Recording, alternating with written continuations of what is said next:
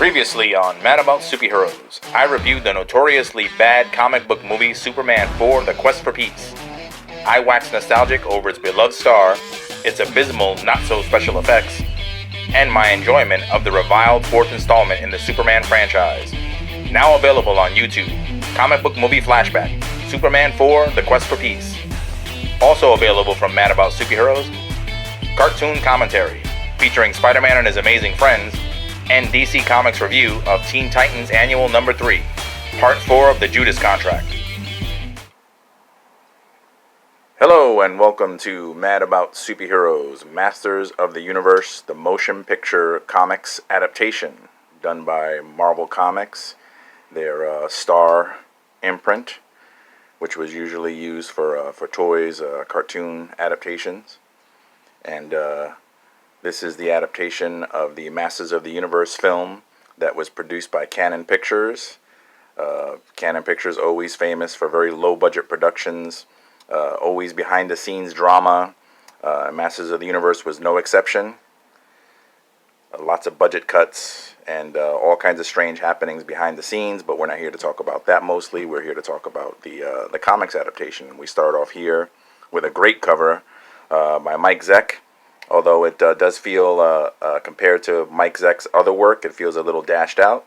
But Mike Zeck dashed out is better than half of the artist drawing for comics. But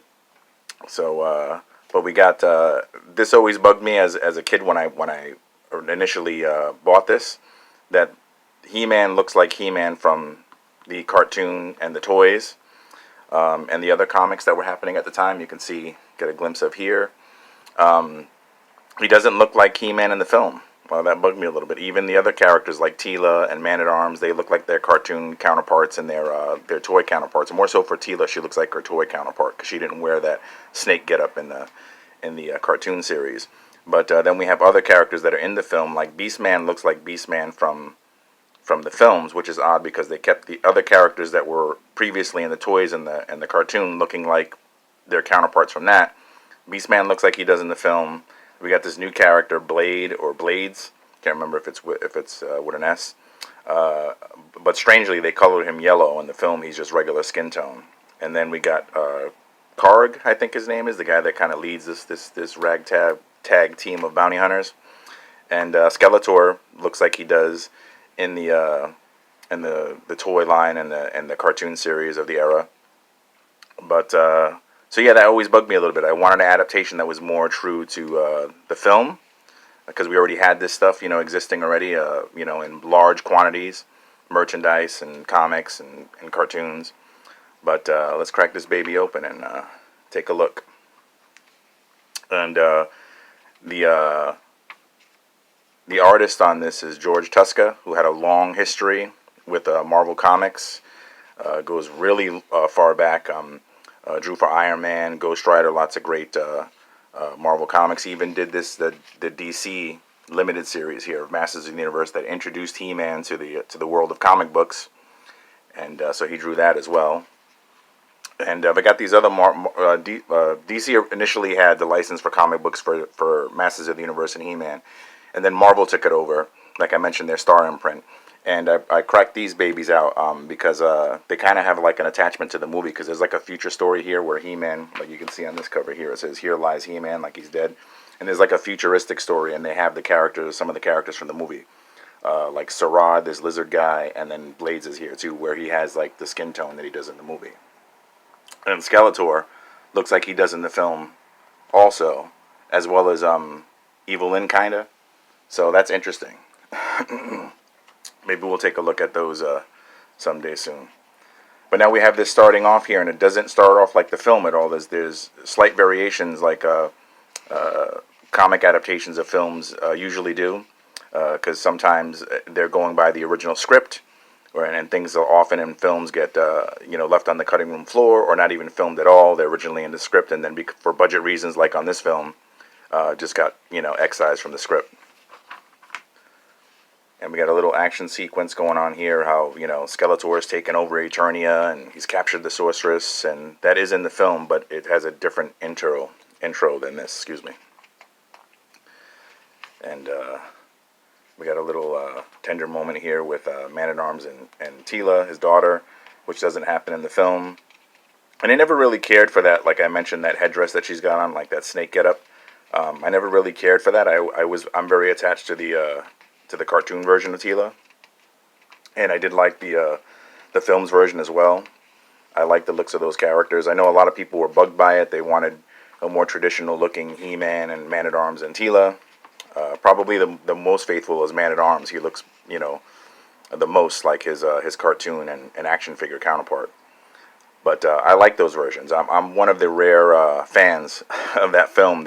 I know it's not a very well received, you know, adaptation of He-Man or science fiction movie, but I kind of dig it.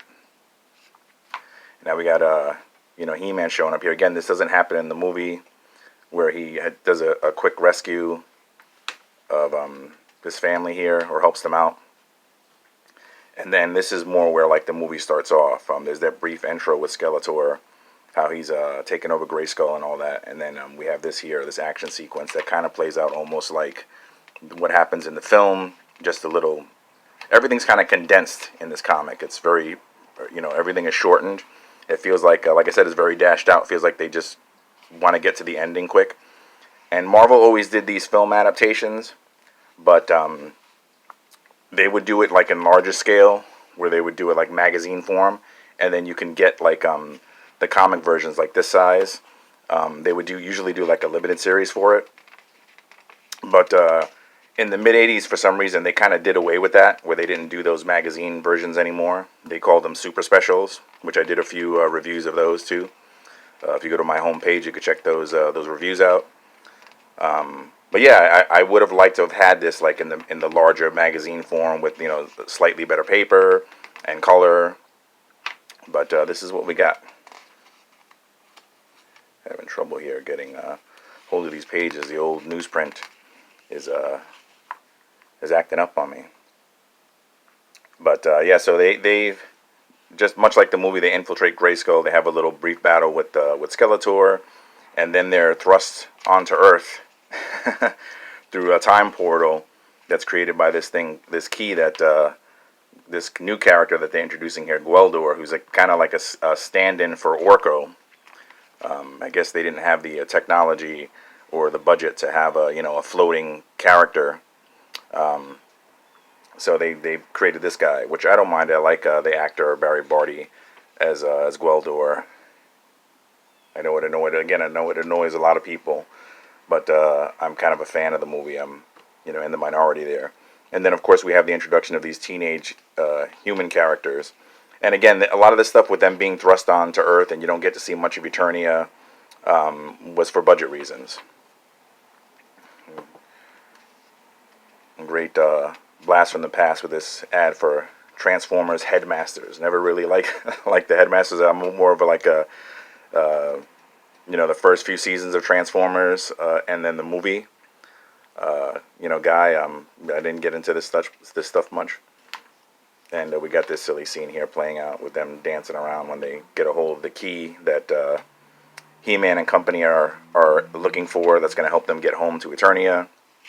And these teenage characters have found it, and they think it's like some kind of keyboard instrument. Again, a lot of silly stuff. I like corny shit though, so it's usually a lot of fun. The corny stuff. And again, these pages are really not cooperating with me. And this is another scene that plays out here that doesn't happen in the film, where He-Man encounters these two teens on a bike, or young kids on a bike, and he shows them his sword, and it lights up or does something or catches fire, and they're like, "Oh, we never seen anything like that." Don't mind that was cut from the film, but it does give the Eternia characters are supposed to be like fishes out of water. So this kind of scene is kind of fun to show, how they're interacting with Earth. And the differences and whatnot. So, and again, feels very quick to get to things, and even some of like the production value here, like with this, the key is acting up on this character Julie and Kevin, notably Julie played by a young Courtney Cox before Friends.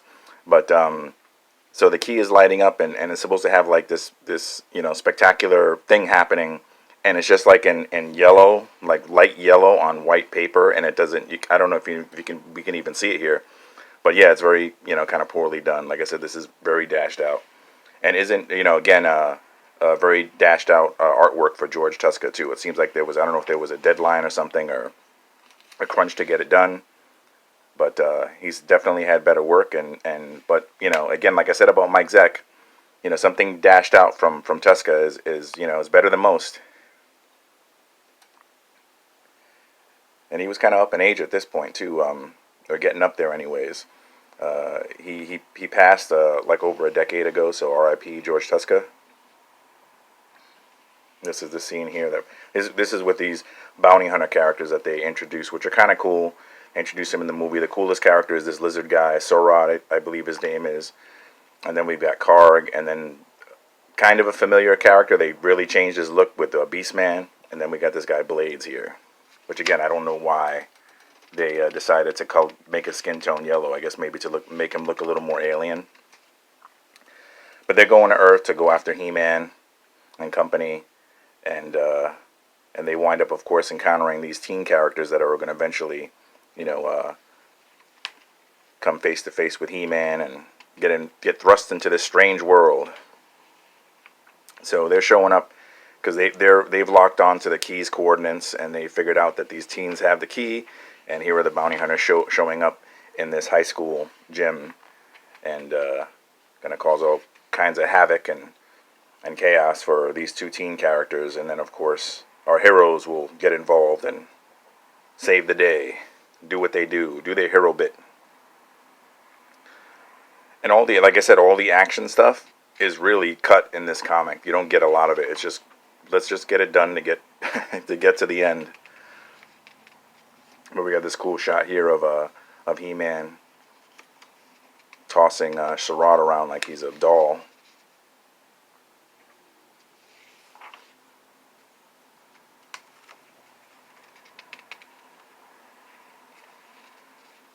And more nonsense. This does happen in the movie too, where Kevin's trying to figure out what this instrument can do.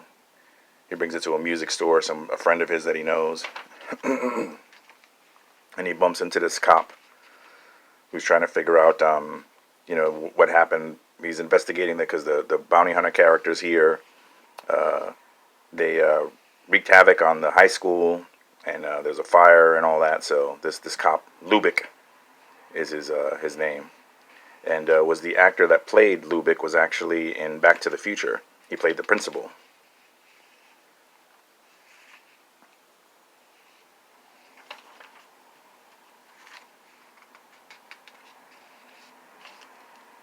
And lots of stuff, lots of panels to try to get through stuff. But again, the storytelling is still there. It's just a little bit lacking for me in like some of the action stuff. They could have done some some bigger panels to bring out some of the action. This one's kind of cool here, of Beastman jumping. It's a great shot of He-Man. Like I said, George Tuska is a very capable artist. I just wish that would have been more on display in this comic with the action.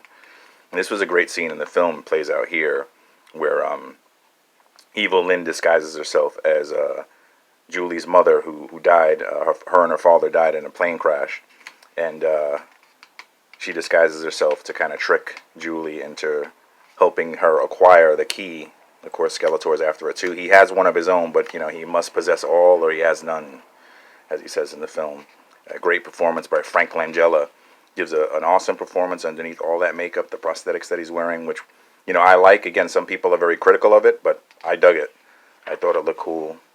Or in some of the close-up shots, you can see some of the flaws, but, that didn't bother me, especially as a kid.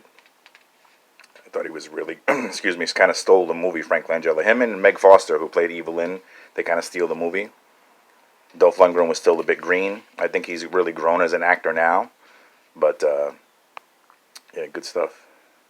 I wish that the adaptation was a little more on par with the movie, especially the looks of the characters. I wanted He-Man to look like Dolph Lundgren's He-Man in the film, same as Skeletor and the other characters that only resemble their action figure and cartoon counterparts. And like I mentioned, lots of panels, the action going by so fast. If you blink, you'll miss it. That kind of thing.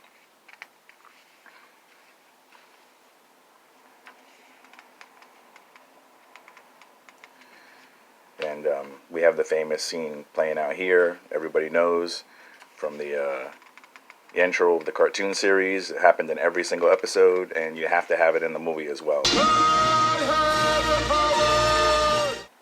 And again, this fight in the movie is short. The final showdown between He-Man and Skeletor, it's even shorter here. And then the setting looks different, of course, and it's even quicker than what it happens in the movie. They really shorten it.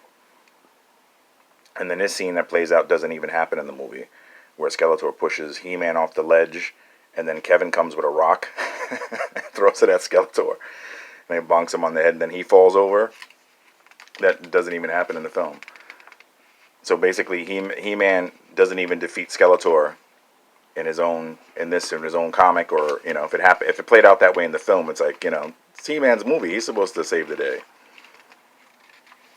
But they do a nice bit of here of mercy, where Skeletor's kind of hanging on to He-Man, and He-Man wants to save him, but Skeletor doesn't want his mercy. So that's kind of cool. So that's something I dig. It's very in keeping with the He-Man character. It's a nice shot there of Grayskull. I do prefer, the film's version of Grayskull isn't as cool as the comic version, but and